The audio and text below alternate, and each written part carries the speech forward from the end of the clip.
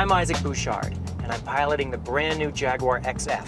What's on my mind is this the start of a new era, truly for the fabled British mark, or is it more of the same old thing? We're about to find out. There's a fascinating synchronicity to the launch of the XF, coming as it does during the transition from Ford ownership to that of the English mega conglomerate Tata. Now, that's something most people haven't heard of in the United States. However, they're a multi-billion-dollar corporation and the largest producers of buses in the entire world. They're also an incredible brand steward. They've owned Tetley Tea for decades, and no one knows it, which is an indication of how good a job they've been at maintaining the English integrity of that fabled brand. Let's hope they do the same thing with Jaguar. The biggest changes in the XF are stylistically, as it's built on an uprated version of the S-Type's floor plan. There wasn't quite the money under Ford ownership to allow them to do a clean sheet redesign, so they use a carryover AJ Series V8 engine, which is no bad thing, as this 4.2 300 horsepower mill is wonderfully smooth and refined, and more than enough to move this car with alacrity.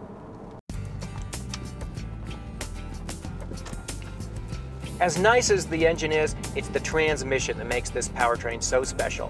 Here we have the world's best automatic, no doubt about it. I don't care if you've got 7 speeds or 8 speeds, this 6-speed is what you really want to be behind.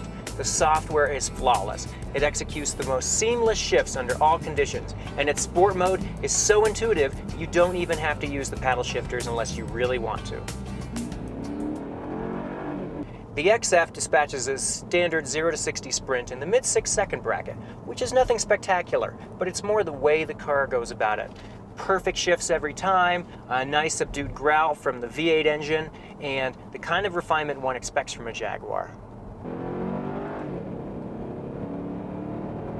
Jaguar is fabled for the ride-handling trade-off they've managed to provide most of their automobiles. Now, in the XF, they haven't got it quite as perfect as some of their other offerings. Its low-speed ride isn't exactly brittle, but it's not as cosseting as I would hope. That said, the car does have remarkable balance, suppleness at higher speeds, and an incredibly athletic chassis.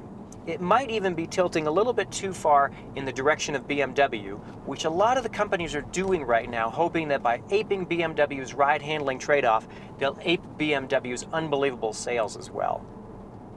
One of the XF's strongest attributes is its steering. It's simply sublime. It's tactile, it's accurate, it's linear, it's got perfect on-center feel and weighting. It's just a work of art, and it's what other manufacturers should be shooting for. The interior of the XF is a modern masterwork. It reaches new levels of combining British luxury with modern design. The only area that the XF's interior comes up short in is in the interface.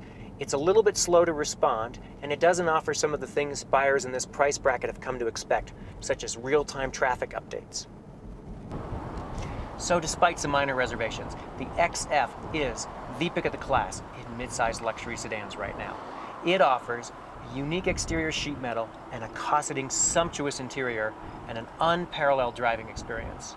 Hopefully, this inaugurates a new ownership and success era for the fabled British company.